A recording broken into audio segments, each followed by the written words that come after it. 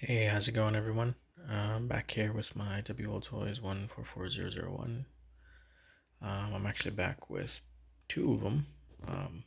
I have a speedrunner and a basher. Just gonna go over them real quick. Um, this is my latest speedrun build. It's like fourth iteration after a few crashes. Some of the major upgrades, I did a different body. This is the Fat Body's hammer. It looks like it's an elongated chassis, but it's not. I've actually done some custom work to get this to fit over the front shock tower. Custom fiberglass, or sorry, carbon fiber spoiler. You want minimal amount of downforce, so it's very flat. The more downforce you have on the back, the more it's going to want to just flip over when you get up to, over 90. Up front, I did a carbon fiber splitter, and when this is, when I have the body clips in, this is super tight here, so no air can get in there.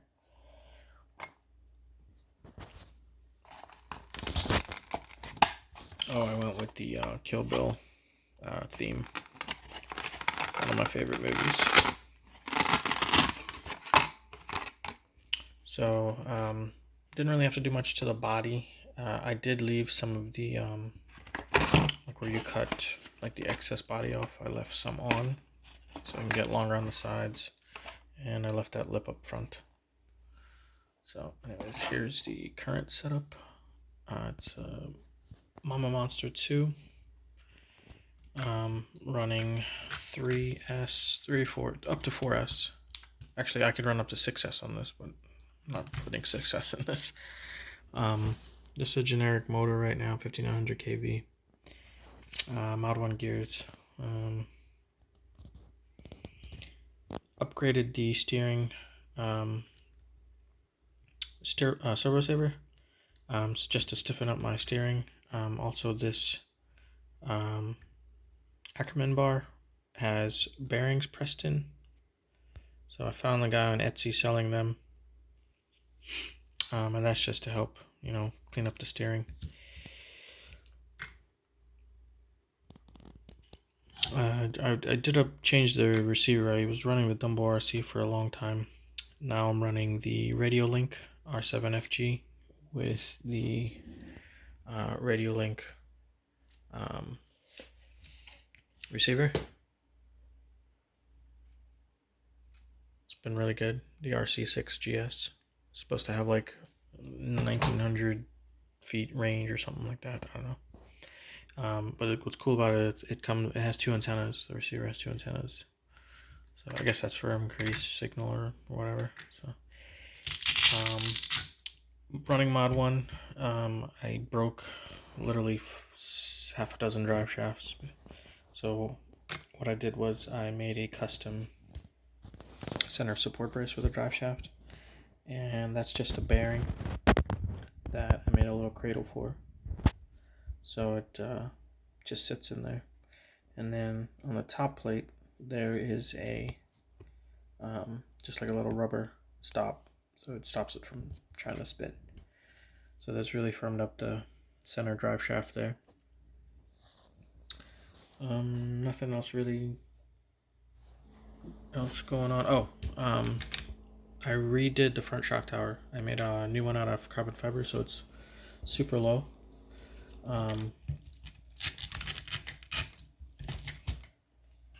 So I just made that out of carbon fiber. I just traced the old pattern. So as you can see, it looks like super low. I could probably fit a GT body on here with no issues now. This car has done 100 miles an hour. I was not recording, so my goal is to, so in my eyes it doesn't count, because anybody can come out and say, hey, I did 100 miles an hour. So I'll get it on video and put it up either on my YouTube channel or on Facebook or both. So I'll go over the basher now. So these are 75 millimeter tires that I found on AliExpress. Then they're like the perfect size because stock tires are like 71 mil. So these just give you a slightly larger tire. They're 30 millimeter width, so they're as wide as the back tires, and this really nice aggressive tread. So this is my old body. It survived one of my first wreck at 90 miles an hour. It survived, so I really liked it, so I wanted to reuse it. So I got a new rig and put it on there. This is a bumper that I made from an Armor Creighton wheelie bar, a T-bone wheelie bar. I just cut up and fitted right in there, and it's saved me a bunch of times because it's flexible. It's an LC Racing wing. This used to be my old speedrun wing that was on the back here before I made that one. On a Truggy, it really doesn't matter. I just wanted some extra support. The stock one is like Lexan, so it's not very good. Magnet body mount, if you hadn't seen this before. Same as before, just two rare earth magnets up here, one in the back. And then for the magnets on the car itself, this is just tin that I cut a strip of it around and wrapped the magnets in there with some Gorilla Tape to keep it put. And then I just fastened it to the front shock tower. And super flexible, well, not super flexible, but you can bend it to the angle you need it to be. The one on the back is just a longer bolt through the existing body post mount hole. Excuse me. And then that magnet is just, it's got a nut that's epoxied on there. So you just epoxy a nut on the bottom of it, and then you can screw it in. And you can adjust the height of the bolt, like get a different bolt length so you have the correct height that you need. This one is running a censored setup. It's super smooth. It's only a 3650 size can, and it's 3650 kV as well. Running the Hobbywing Xeron SCT8 Pro. It's a lot of names, but it's a censored motor, so this is super controllable, super smooth starts, no cogging whatsoever. I'm running stock gears. It's really tall gearing, but even with this medium, level kV motor, there's no cogging whatsoever. Got my trick with the animal balloons. For keeping the shock oil clean. There's no dirt like getting on your shock shafts and then ending up inside of the shocks. Grease filled diffs. Diffs are locked in the rear, actually on this one and on this guy. Locked rear diffs on both, and just open front diffs. What else is new? Nothing really new here. I'm also running a radio link with the gyro receiver on this guy as well. This have the stock motor mount, so I didn't have to do anything fancy with the drive shaft. One of my earlier tricks is to put rubber O-rings at each ball stud joint, and that will smooth up your eliminate the play in any of your links. So that's pretty handy. Oh, the only thing, I saw a few other people have started doing that as well.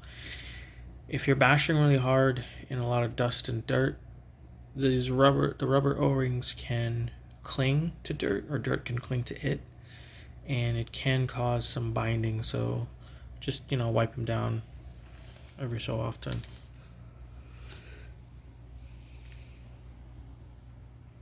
This can run up to 4S, and I have done it to 4S. So even as a basher, this thing would because it has such big tires, this size, the tires affect your final drive. These are 65 mil, 75 mil, plus stock gearing, plus 4S.